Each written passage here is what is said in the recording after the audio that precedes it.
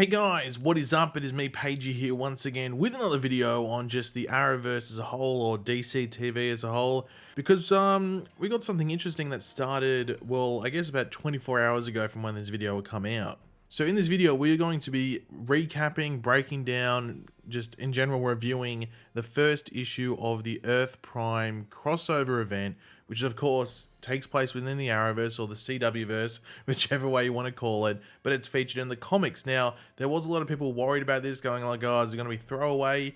And based off the first issue, I mean, it feels like an episode of the shows. Now, this is a Batwoman issue, but it does tease what's happening later down the road with this event, which I thought was very interesting. But the episode, or the issue itself, I might say episode accidentally, just because it feels like one of the episodes of one of these TV shows. It doesn't feel like a comic book for the most part, which I thought was weird because it's a comic. But yeah, I'm very curious to see where it goes based off the ending, which we will get to. But I did want to break all the events down for those that haven't read it, you know, or just don't want to read it, whichever way it is. Because I know people were curious about this. But of course, let me know in the comment section down below your various opinions on this. Do you think it was half decent? Do you think it was good? Did you not like it? Just let me know all your thoughts down there, as well as any theories about the cliffhanger for this episode and this issue, and where this event and storyline goes as a whole, because I'm not 100% sure about it, but at the same time I think I have a decent theory and idea as to where it's going, but I'm very curious to hear what you guys are thinking. Now, they did preface when the issue starts that this takes place after the events of episode 7 of season 3, which had Mary being infected by Poison Ivy's vines, and Ryan Wilder, or Batwoman, made a deal with her mother Jada Jet to sedate her brother with the free serum in return for a cure for Mary, which didn't go well, as Ryan's brother Marcus, I think that's how you pronounce it on the show, escaped potential sedation and forced Ryan to sign over Wayne Industries in return for the cure for Mary, but Mary ended up destroying the cure anyway. So it's a bit of a crazy thing. Batwoman this season was a bit loopy, if you want to call it. So yeah, there's a lot of stuff going on around this time within season 3 that this issue takes place. But this issue does kick off at a high school get-together, like a bonfire thing, where an apparent outsider named Tanner is targeted by some stereotypical jocks. Just imagine them, you can see them on screen most likely, just some stereotypical jocks, and he's tripped over while trying to leave, and he lands in a puddle of mud. Maybe it was rain before, that's nothing too weird, but after this, it has, Tanner transforming into something else. Now, we see Luke Fox at the GCPD with Renee Montoya in her office when the alerts of an incident going on at this high school party go off. Oh my god, stuff's happening on Twitter. And they believe that maybe it could have something to do with Mary, because she's, they're on high alert as to what's happening with her, which Montoya shoots down because there's no reports of people being tied up in vines or anything like that. Now, Batwoman is also alerted of the incident, with her hoping it has something to do with Mary because she wants to deal with it and she feels a lot of guilt around the whole situation, but of course it has nothing to do with her. Now, as Batwoman arrives, she, along with us, the readers, see that it's actually Clayface's mud that has latched itself to Tanner, the high school student. Now, Batwoman arrives and is told by one of the jocks that was sort of messing around that the monster is actually their classmate Tanner, which Batwoman uses to try and talk him down and sort of offer him a solution as to, what is going on now. But Tanner doesn't budge. He is, embracing Clayface's mud and this new power that it's given him. But with this, Tanner not wanting to be saved reminds Batwoman of what's going on with Mary, which pushes her to try and stop another innocent person being corrupted by these Batman rogue power trophy sort of things. However, before anything else can happen, whether that's positive or negative, heavy rain comes down which dissolves Tanner as Clayface, and he just sort of flows away. Now, Ryan, thinking that maybe Clayface being dissolved is a good thing, is educated by Luke that he will just reform when the rain goes away and he can properly be Clayface again. But Luke also explains that Clayface's mud is like an infection, and the longer it's in his system, the stronger Tanner gets, with Luke also revealing that Clayface's mud infects the prefrontal cortex, which controls inhibition. So it's pretty much tapping into the primal urges that the host, in this case Tanner, could only dream about or dream of, and just sort of acting out on those urges.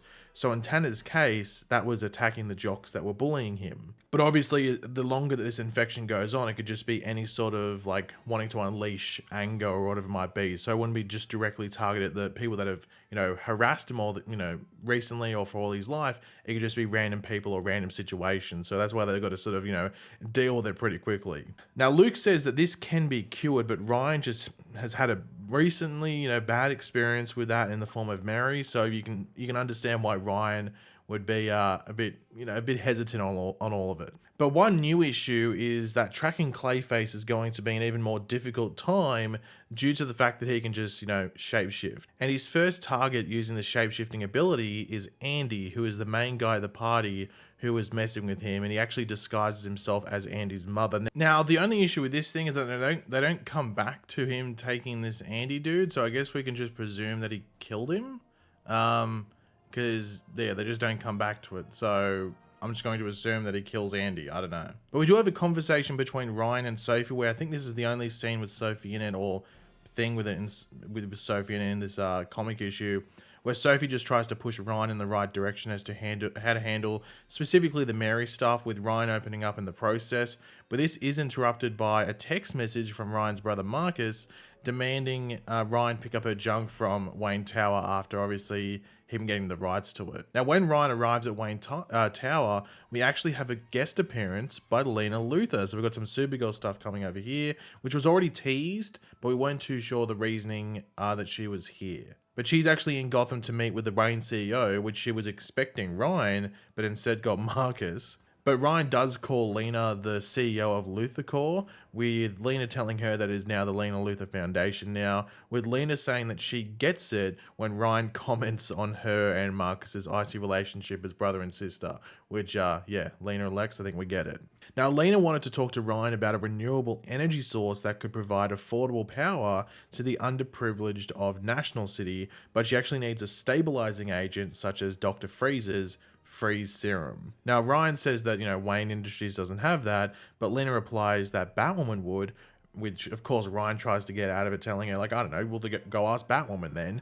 But Lena says that, well, I'm pretty sure I just did. So she knows that, that Ryan is Batwoman. Now, of course, Ryan is a bit confused and like, well, how the hell does Lena know? Well, Kara Danvers actually told Lena after Kate Kane had paid Kara a visit to obviously probably say, yeah, I'm not Batwoman anymore. This new person, Ryan Wilder, is, with Kate telling Kara that maybe Ryan and Kara, could make a good team someday with a bit of a team up. Now, Lena proposes that Ryan could also use the freeze serum as well as a weapon against Clayface to bind his molecules and just sort of, keep him contained. But the unfortunate thing is that Ryan actually doesn't have access to the serum now due to her brother taking over Wayne Tower, but Ryan does go to her mother to get the freeze serum that was going to be used to sedate her brother, so Lena can use it, the various solution to come up with a way to, take down Clayface, as well as, I guess, used for her own project. Now, Lena does actually meet Luke Fox and brings up the alternate version that we met during Crisis on Infinite Earths, like the really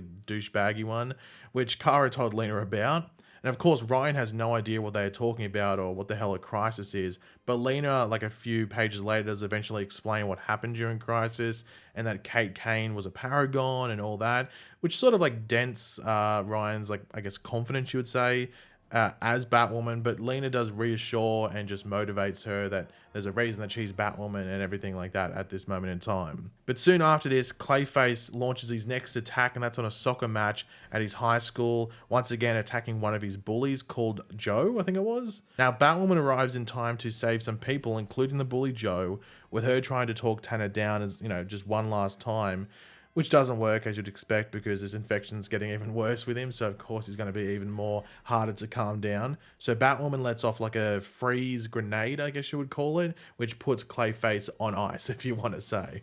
Now, Clayface is taken to Arkham Asylum while they figure out pretty much just how to extract the clay from Tanner's DNA, but after he is locked up, which was actually in Nora Freeze's cell after it was repaired following the breakout during Elseworlds, so there's a nice couple of callbacks throughout this issue.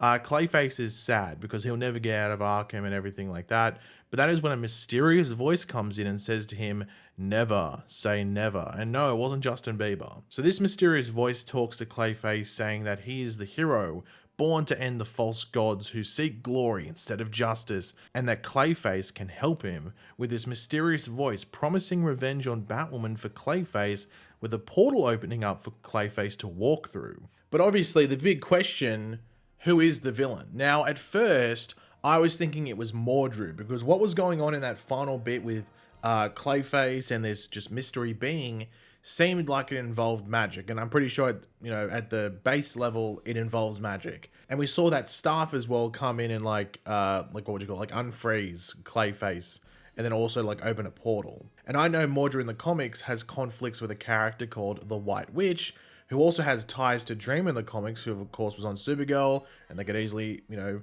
include her in this if they wanted to, if it was Mordru. Now, White Witch in the comics has a staff that sort of looks like the staff there, except it isn't gold. It's sort of like, well, I think white. But a couple of hours after I actually read the comic, I was just on, you know, showing one of my friends the comic on Discord because he didn't want to buy it, just through the share screen thing. They just want to see what the art was like and everything like that. And we got to the end, and I didn't even say anything, and he goes, "Oh, Magog," and I was like, "Huh?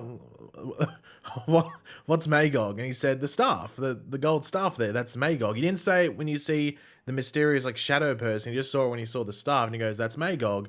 So looked it up, and would you know, it's most likely Magog. Now, of course, the staff doesn't look like 100% like his original one from the comics or some of the different interpretations, but it's pretty much the same. It's the general outline of what that staff is. And of course, it all just comes down to the different artists' like interpretation of what they want it to be. Sometimes it could be taller, sometimes it could be spikier, sometimes it could have more curve to it, it could be different shade of gold. It just comes down to different things like that.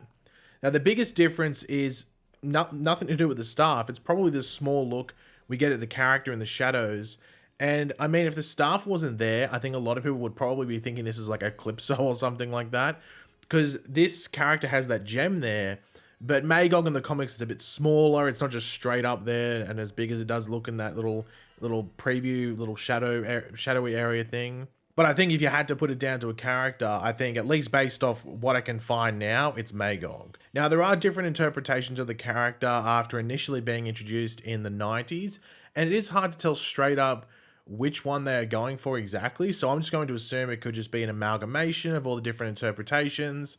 And once again, it's just the writers and as well as artists' interpretation of this character. But of course, it does appear that Magog, presumably, is the one that is going around and recruiting villains, but it does make you wonder if he's only collecting villains that we are seeing take on our title heroes in these comics, or if there is like some recruitment going off page as well. We don't know who, at least straight up, are the threats in the other 4 issues before the final crossover issue in number 6. The only thing we know about a named potential threat is that in the Superman and Lois issue is that we apparently get like the origin of the evil Superman from the other Earth that was seen in season 1. So maybe he is recruited by Magog as well, but obviously it'd be like a bit different as to how they did it in the Batwoman issue. That, of course, that's a wait and see, obviously. Now, in regards to Magog's like motivation, it's pretty much that like the heroes, like you sort of get at the end there when he's sort of like the, you know, they don't, it's all about like their own sort of like honor and stuff like that and how they perceive themselves rather than actual justice. And that's sort of like the origin or like sort of like the motivation from Magog in the comics as well. Once again, it just comes down to the different interpretation. But like one interpretation we can quickly use, for example, is that like in the New 52, the character that becomes Magog, who is known as David Reed, his family gets taken by the parademons. He never sees them again, and he needs pretty much someone to put the blame on. He doesn't put it on Darkseid and the parademons, but he puts it on the actual Justice League themselves, the heroes. So we could get an example of that, but in the context of the Arrowverse. So I'm very curious to see what that context could be. But thanks for watching, guys. Hopefully you enjoyed the video. Hopefully you enjoyed this breakdown, description, recap, whichever way you want to call it, of this first issue of the Earth Prime crossover series from the comics. Of course, as I said, these come out every 2 weeks. So just under 2 weeks from now, we'll get the Superman and Lois issue, and then add 2 weeks for that. I think it's Legends, then Stargirl, then Flash, and then the final crossover issue where all this stuff comes together. So it's going to be an interesting, like, what, I guess 2.5 months from now. It's a long time, but I guess it gives us some time to breathe in between the issues. But yeah, let me know in the comment section down below your various thoughts on all of this. I'm always curious to read what you guys are thinking. And also if you think it could be someone different and it isn't Magog. And once again, if it is Magog, where do you think this could go? Do you think it's going to involve any other characters? Always curious to read what you guys are thinking. And of course, if you enjoyed the video, it would be awesome if you could drop a like on it to show support and to see the next issue breakdown things and discussions at a later date. But yeah, subscribe if you're new, and I will catch you guys later. Goodbye.